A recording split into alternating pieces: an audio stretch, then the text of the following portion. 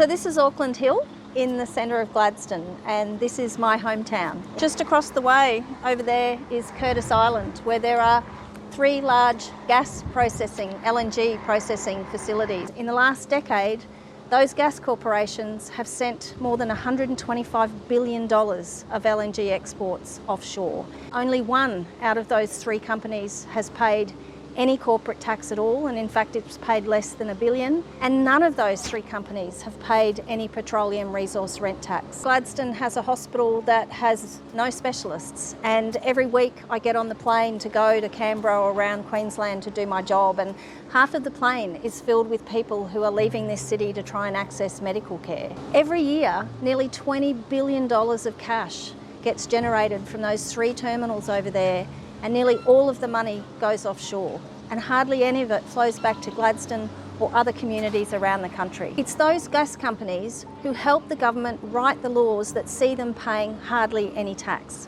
And it's those same gas companies that were having breakfast with the Prime Minister this week to push back on the community campaign to tax them fairly. But the crazy part is it absolutely doesn't have to be that way. Millions of Australians are calling on the federal government to institute a 25% tax on gas exports. That'd bring in $17 billion a year to fund the things that we need in communities like this, to properly support our healthcare system, to fully fund our public schools, and to make sure that everyone in this country has a roof over their head. All of you who've been out there campaigning hard for this tax are having an impact. The gas companies are running scared, and what that tells us is that we can win.